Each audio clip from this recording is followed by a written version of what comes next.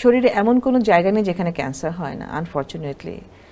শুধু কিছু মৃত কোষ আছে আমাদের শরীরে, যেমন হেয়ার, নেল, এই দুটো জায়গা ছাড়া বডির যে কোনো জায়গায় কিন্তু ক্যান্সার হতে পারে। ইভেন কোন বয়সে ক্যান্সার হয় এটারও কিন্তু কোনো লিমিট নেই যে শুধু বয়স্কদের ক্যান্সার হবে বা এই বয়সে। বাচ্চা থেকে শুরু করে নিউবর্নের, আমরা খুব অল্প বয়সী বাচ্চাদেরও কিন্তু দেখেছি ক্যান্সার হতে। সো ছোট থেকে বড় সব বয়সী এবং সব জায়গাতেই ক্যান্সার হতে পারে।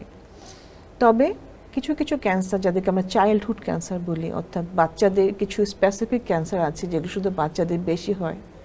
কিছু ক্যান্সার আছে যেগুলো মহিলাদের বেশি হয়, কিছু ক্যান্সার আছে যেগুলো ছেলেদের বেশি হয়। সো এরকম করে এজ গ্রুপ বা সেক্স গ্রুপ করে আমরা ভাগ করে থাকি। তবে ক্যান্সার কিন্তু মোটামুটি সব বয়সে হতে পারে। এখন আমরা যদি বলি যে পুরুষদের কোন ধরনের ক্যান্সার হয় বেশি, আমাদের বিশ্ব WHO যে রিপোর্ট আছে সেই রিপোর্ট অনুযায়ী দেখা যাচ্ছে যে খাদ্যনালী ক্যান্সার যেটা, সেখানে কিন্তু পুরুষদের খুব বেশি হচ্ছে এখন।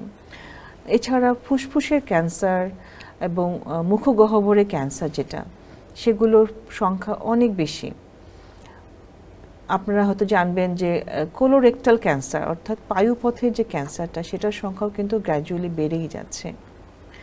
ইন কন্ট্রারি, যদি আমরা অন্যদিকে মহিলাদের কথা চিন্তা করি, মহিলাদের কিন্তু ব্রেস্ট ক্যান্সার এখন 1 নম্বরে। পৃথিবীর সব দেশের মতো বাংলাদেশেও মহিলাদের কিন্তু ব্রেস্ট ক্যান্সার এখন 1 নম্বরে চলে এসেছে। এখন আগে কিন্তু এটা ব্রেস্ট ক্যান্সার ছিল না, ছিল সার্ভিক্স ক্যান্সার। আমি যখন স্টুডেন্ট ছিলাম তখন কিন্তু জরায়ুর মুখের ক্যান্সার অনেক বেশি ছিল, বাট ওটা এখন সেকেন্ডে নেমে এসেছে। ফার্স্টে হচ্ছে ব্রেস্ট ক্যান্সার। হ্যাঁ, এবং প্রতিদিনই আমাদের চেম্বারে, আমরা প্র্যাকটিসে কিন্তু দেখা যাচ্ছে 1-2 করে ব্রেস্ট ক্যান্সার পেশেন্ট আমাদের নতুন নতুন ধরা পড়ছে।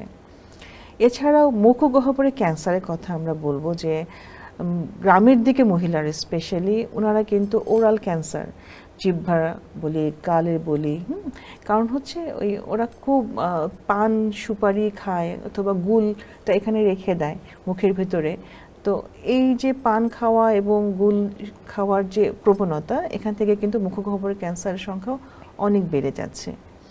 এছাড়া খাদ্যনালী ক্যান্সার, ফুসফুসের ক্যান্সার, আগে বলা হতো মহিলাদের কম হচ্ছে, কিন্তু এখন দেখতে পাচ্ছি মহিলাদেরও কিন্তু ফুসফুসের ক্যান্সার অনেক ধরা পড়ছে আমাদের কাছে।